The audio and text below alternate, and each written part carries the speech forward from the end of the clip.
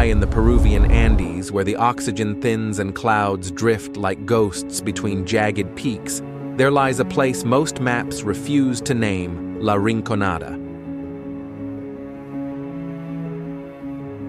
At over 100 meters above sea level, it's the highest permanent settlement on Earth, yet nothing about it feels permanent. Here, men crawl into frozen mountains to chase gold with bare hands, while women burn offerings of alcohol and coca leaves, whispering to gods carved from rock.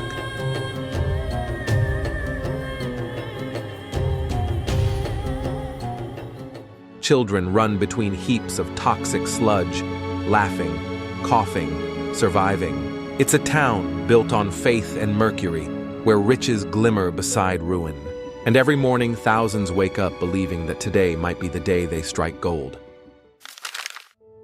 Number 1 life in an unplanned city, at over 5,000 meters above sea level, higher than any capital city on Earth. La Rinconada clings to the icy cliffs of the Peruvian Andes like a scar that refuses to heal. This is not your typical town. It wasn't designed, it wasn't planned, it just happened. Here, houses don't follow streets. They pile on top of each other, like blocks in a child's unstable tower. Rooftops made of corrugated metal shimmer under the mountain sun, many patched with tarps, blankets, even garbage bags. There are no blueprints, no zoning, no official records of where things begin or where they end. There's no mayor's office, no local government, no proper electricity grid or running water system. Trash is never really picked up. It just piles up until the wind decides to move it. As for sewage, it flows straight into the mountain slopes, mixing with chemical waste, animal carcasses, and sometimes human tragedy. By all modern definitions, this is not a city, it's a settlement on the edge of collapse. And yet, more than 60,000 people call it home. Yes, you heard that right. 60,000. That's more than the population of many towns in the United States. And despite the brutal cold, the suffocating altitude, and the complete lack of infrastructure, people keep coming. Why? Because underneath the rock, beneath the frost and rubble, lies a promised gold. La Rinconada sits beside a massive glacier, and beneath it veins of gold twist through the mountain like lifelines. It's the kind of gold you don't need million-dollar machines to find. Just a shovel, some mercury, and the willingness to risk everything. Many here live in single-room shelters shared by entire families. Some sleep 3 or 4 to a bed. When it snows, and it snows often, the walls sweat and the roofs leak. There is no heating. Cooking is done with gas canisters or open flames. Fires are as common as frostbite. The air is thin and breathing is a chore. At this altitude, oxygen saturation in the blood often falls below 80%, dangerously low for healthy adults. Newcomers sometimes faint just walking up a hill. Others never adapt. Yet somehow life goes on. Street vendors shout over the cold winds, selling fried dough and coca tea. Children play with slingshots beside piles of industrial waste, and miners, thousands of them, begin their daily march toward the mines before the sun rises, their headlamps flickering like stars in reverse. To outsiders, this place feels impossible, unlivable. But for many, La Rinconada is not a place of suffering. It's a place of hope, fragile, dangerous hope, the kind that keeps people climbing when there's nothing left below. And while governments struggle to regulate it, and environmentalists sound the alarm, the people of La Rinconada keep building upward, literally stacking homes and dreams on the brittle bones of a mountain. In 2024, a joint study by the University of San Marcos and the Peruvian Ministry of Environment estimated that over 98% of buildings in La Rinconada lack formal registration or legal permits. That means no official addresses, no postal service, no property rights, just improvised shelters in a high-altitude limbo. So what happens when a city isn't really a city? When it has no rules, no safety nets, and no clear future? You get something like La Rinconada, a place born from desperation, shaped by survival, and held together by the sheer will of those who refuse to leave. Because sometimes the most dangerous places on Earth are the ones built entirely on dreams. Number 2. The price of mining gold. In La Rinconada, the mountain doesn't give up its gold easily. You don't find it with machines, maps, or science. You find it with your hands, bloody, shaking, frozen hands, and a blind leap of faith. Every day before the sun cracks the icy sky, thousands of men and teenage boys disappear into the belly of the mountain. No helmets, no oxygen tanks, no safety protocols, just pickaxes, dynamite, and a pouch of coca leaves to numb the pain and hunger. They go down into the dark, some for hours, some for days. And when they come back, if they come back, they carry sacks of crushed rock mixed with dirt and dreams. But here's the catch for most of them. The gold they mine isn't theirs. This is the brutal economy of La Rinconada. It runs on a system called Cachorreo. Under this unwritten rule, a new miner works 30 days without pay. Not a single coin, not even food. On the 31st day, he's finally allowed to keep whatever gold he finds. But only that day, one shot. If he's lucky, he finds a nugget. If not, the cycle resets another 30 days of labor for nothing. It's like working in a casino where the house always wins.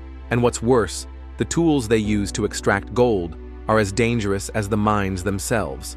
One of the most common methods involves mixing mercury. Yes, mercury.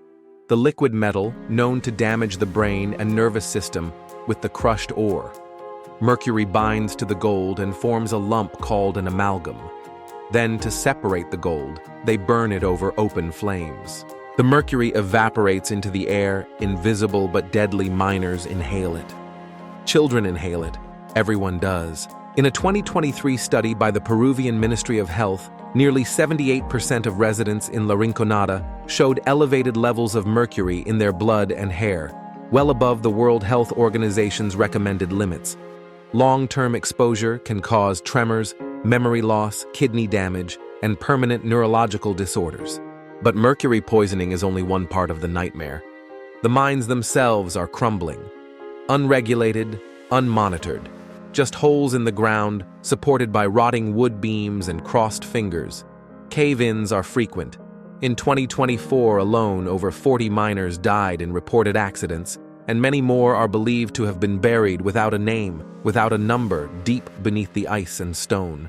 There are no health clinics inside the mining zone. No ambulance sirens echo through these hills. If you collapse underground, your co-workers might carry you out, or they might not. Injuries are often treated with herbal remedies or ignored completely. And forget about insurance.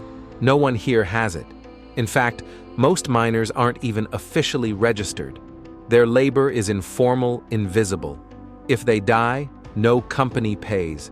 No government compensates. Sometimes even their families don't know they're gone until days later. Still the mountain calls. Because in that 31st day, there is a whisper of gold. A chance, however small, to escape poverty, to feed your family, to start again. And for some, that tiny shimmer is worth every risk, every scar, every lost breath.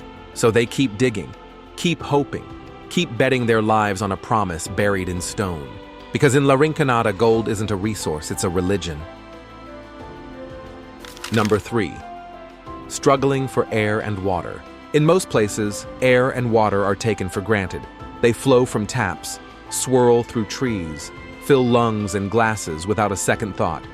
But in La Rinconada, perched more than 5,100 meters above sea level, these two most basic elements of life are anything but guaranteed.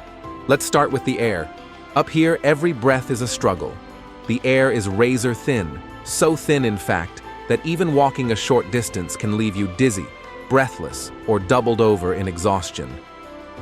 Blood oxygen levels that fall below 90% are already a concern in most medical settings. In La Rinconada, many residents live daily with oxygen saturation as low as 78%, a level doctors classify as critical. This isn't just inconvenient, it's dangerous. Prolonged exposure to high altitude can lead to chronic mountain sickness, a condition that causes headaches, fatigue, memory loss, and in severe cases, heart failure. And yet people wake up, work, and sleep in this environment every day. Children here grow up used to short breaths. The elderly learn to move slowly or stay indoors. Coca leaves, a traditional Andean remedy, are chewed constantly, not to get high, but to fight off the heaviness of the altitude. It's not a solution, it's a coping mechanism. But if the air feels like an enemy, the water offers little comfort. There is no running water in La Rinconada, no municipal pipes, no filtration systems. Instead, water comes from melting glaciers collected in barrels or purchased from roaming trucks when weather and road conditions allow. And even then, it's often unfiltered, muddy, and cold. And here's the catch: it's not safe to drink. A 2024 study conducted by the Peruvian Center for Environmental Monitoring found that more than 85% of households rely on water sources contaminated with biological waste, including fecal bacteria. With no public sanitation and limited education on water safety, families often use the same water for drinking, cooking, and washing. Diarrhea, skin infections, and waterborne diseases are common, especially among children. Washing hands becomes a luxury. Boiling water for safety is ideal, but when fuel is limited or expensive, people have to choose boil water or cook dinner. Guess which one wins? And in this fragile balance, there are no public hospitals to fall back on. No health campaigns, no daily water deliveries, just people doing the best they can with what little they have. But still, life continues. Women haul buckets up steep hills. Kids carry jugs twice their size. Rain is both a blessing and a gamble, because it can fill tanks, but also flood homes with sewage runoff. You see, in La Rinconada, survival is built not just on strength, but on patience, on compromise, on deciding each day what risk is worth taking. Because here, breathing is labor. Drinking is a calculation, and hope, well, hope is measured in sips and gasps. La Rinconada may glitter with the dream of gold, but in the most basic of ways, it's a place starved of the very things that make life livable. And in the silence between heartbeats, between breaths, there's a question that keeps echoing through the thin, cold air. What kind of future can exist in a place where even air and water come at a cost? Number 4. Women and the invisible workforce. In La Rinconada, not everyone gets to chase gold. Not everyone is even allowed near it. While the mines are open to thousands of men who descend into the earth every day, women are banned not by law, but by something older and harder to argue with belief. Local miners speak in hushed voices about the goddess of the mountain, a spirit said to guard the gold beneath the rocks. They say she's jealous, that if a woman enters the tunnels, the mountain grows angry, walls collapse, men disappear, bad luck follows. So women stay above ground, but that doesn't mean they're spared the hardship. Many work as bajacaras, a term that sounds almost graceful in Spanish but masks a brutal reality. These women spend long hours bent over piles of discarded ore, sifting through rubble the men have thrown away. Sometimes they find tiny flecks of gold missed in the first round. Most times they find only dust and disappointment. It's backbreaking work, carried out at freezing temperatures, without gloves, without rest, and the pay. Less than 20% of what a male miner might earn on his best day. Still, it's the only option many have. And while the superstition keeps women out of the mines, it doesn't keep them safe. Reports from the United Nations Human Rights Office in 2024 highlight growing concerns over gender-based violence in La Rinconada. With no permanent police presence and no formal legal structure, crimes often go unreported, uninvestigated, and unpunished. Women face harassment and public exploitation in private and live with the constant weight of fear. But women aren't the only ones pushed to the margins. Children work too, some as young as 8 or 9. They haul rocks, run errands for miners, or collect scrap metal to sell. Many never finish school, some never start. In a 2023 survey conducted by Save the Children, over 50% of youth in La Rinconada were found to be engaged in informal labor, with no protections, no contracts, and no future mapped out. And then there are the elders, too old for the mines, too weak for the mountain. Many rely on what little their families can spare, or they scavenge through waste for recyclables, plastic bottles, bits of wire, anything they can turn into coins. There's no pension system here, no retirement, just work for as long as your body can handle it. But perhaps what's most heartbreaking isn't just the inequality, it's how normalized it has become. Here, the system doesn't break down. It simply never existed. There are no formal rules, no safety nets, no complaints, department, just tradition, survival, and silence. And yet through it all, women carry the weight of families. Children carry the weight of dreams. The elderly carry the weight of memory of places left behind, of younger lungs and stronger legs. It's a society missing its foundation, a place built on exclusion where gender, age, and poverty decide your worth before you've even spoken. But even in this imbalance, there's resistance. Quiet acts of defiance, women forming co-ops, children sneaking books between shifts, elders passing down knowledge, not gold. Because even in a society as fractured as La Rinconada, there are people who refuse to stay invisible. And maybe, just maybe, that's where the real gold is. Number 5. Faith rituals and survival. In La Rinconada, gold isn't just underground. It's also in the air, in the smoke, in the whispered prayers before dawn. Because here, on the frozen edge of the world, faith and survival are inseparable. The mountain that towers above the town has a name locals call her La Bella Dormiente, the Sleeping Beauty. From a distance, the snow-covered ridges curve like a reclining woman, her face turned to the sky. But she's not just a shape in stone, she's a spirit, a presence, a force that watches everything. People believe she guards the gold buried deep in the earth, that she decides who finds fortune and who doesn't. And so they treat her with respect, with fear, with offerings. Every month, especially during the new moon, miners gather at the foot of the mountain to perform rituals of luck. They pour alcohol onto the rocks, chew coca leaves, burn incense. Some offer candy cigarettes or even the first drop of beer from a bottle, not for themselves but for the earth, for the mountain, for the goddess they cannot see. It's a mix of indigenous Andean traditions and Catholic influence passed down through generations. And in a place like La Rinconada, where the state has little presence and systems are broken, these rituals are more than spiritual. They're structure, they're community, they're control in a world that often feels completely out of it. But there's another figure you'll see often in the homes and workshops here, los abuelos, the grandfathers. They're not real people. They're dolls made of cloth, ash, and bone, sometimes dressed in worn-out suits or wrapped in old scarves. Their faces are hand-drawn or hidden beneath masks. Some sit on shelves, others hang from walls. They're not toys, they're guardians. Los abuelos are believed to be the spirits of ancestors, protectors, guides, keepers of ancestral wisdom. Before entering the mines, some workers whisper to them. Others leave gold flakes or coca leaves at their feet, asking for protection or a better yield. A 2025 field report by the Peruvian Cultural Preservation Network found that nearly 80% of households in La Rinconada keep at least one figure representing a spiritual entity, most commonly, los abuelos. It might seem strange to outsiders, even superstitious, but when life is this uncertain, when caves collapse, when water poisons, when the air turns against you, belief is the strongest currency left. Because not everyone here is chasing riches, many are just chasing luck, a small break, a moment of grace.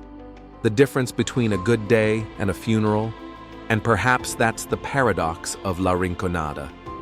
A place so harsh, so unforgiving, and yet so full of faith. Faith that the mountain will be kind tomorrow. Faith that the offering was enough. Faith that somewhere beneath the stone lies just enough gold to change a life. Even if that faith doesn't pay in coin, it pays in courage. It gives people something to hold on to when everything else slips away. And so they stay, they dig, they pray.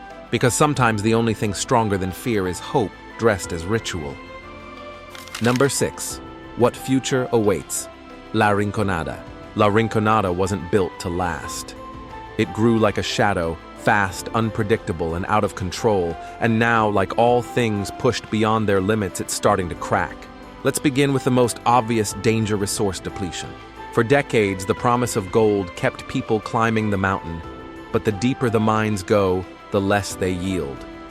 According to a 2025 geological assessment from Peru's Ministry of Energy and Mines, gold output in the La Rinconada region has dropped by nearly 30% over the past 10 years. That's not just a statistic, it's a warning. When the gold dries up, what's left? Just a fragile town on frozen rock with no plan B. And while the resources vanish, the people don't. In fact, the opposite is happening. La Rinconada's population has exploded. In the year 2000, it was home to about 7,000 people. As of early 2025, that number has soared past 65,000. That's a 900% increase in just over 2 decades. And with no infrastructure, no roads, no hospitals, and no waste management, the result is exactly what you'd expect. Chaos. Piles of garbage clog narrow streets. Open sewage flows between makeshift homes. Burning plastic fills the air. The temperature may be cold, but the environmental pressure is boiling over. And still little changes. It's not that people aren't trying. There have been efforts. International NGOs like Médecins Sans Frontières and Water for People have launched pilot programs from mobile clinics to water purification systems. Some universities have proposed renewable energy projects. Even the Peruvian government, in collaboration with the United Nations, drafted a high-altitude urban relief plan in 2023. But all of these efforts face the same obstacle. La Rinconada exists in a legal gray zone. It's not officially incorporated as a city. It has no formal leadership structure. There are no building codes, no zoning laws, no public accountability. So when aid arrives, there's no one to receive it. When policies are proposed, there's no authority to enforce them. It's like trying to build a bridge on fog, and yet something has started to shift, not underground but online. In the past 3 years, videos, articles, and documentaries about La Rinconada have gained millions of views across platforms. The Guardian, Vice, and Al Jazeera have all published reports. TikTok influencers and independent filmmakers have hiked the altitude to show the world what's happening up there. And that matters, because in places like La Rinconada, visibility is power. When people see the truth, when they witness children hauling stones or women scraping gold dust from frozen dirt, they ask questions, they donate, they pressure governments, they demand accountability. Of course, awareness isn't enough on its own, but it's a start, a spark. Because in a town where nearly everything is uncertain resources, leadership, survival, the one thing La Rinconada still needs most is dignity. Not just band-aids or short-term aid, but a serious conversation about what it means to live with basic human rights at over 5,100 meters above sea level. High in the Peruvian Andes, we've seen a place that defies gravity, not just in altitude, but in every sense of survival. We explored La Rinconada, not as a tourist destination, but as a living paradox, a city built without plans, a society held together by ritual resilience and risk. From the gold-stained fingers of miners to the silent prayers whispered into the mountains, every frame tells a story of what people are willing to endure for a chance, just a chance at something better. We've walked through the tangled streets, felt the breathlessness of high altitude, witnessed the invisible cost of gold, and listened to the quiet power of belief. But La Rinconada is more than a place. It's a symbol, a mirror, a question mark carved into stone. It reminds us that behind every dream lies a price, and behind every sacrifice, a story worth hearing. If this story moved you or made you think a little deeper about the world we share, I invite you to leave a comment, share your thoughts, and subscribe to NVL Travel Documentary for more journeys like this into the hidden corners, the forgotten roads, and the human stories that truly matter. Thanks for watching, and wherever you are, stay curious.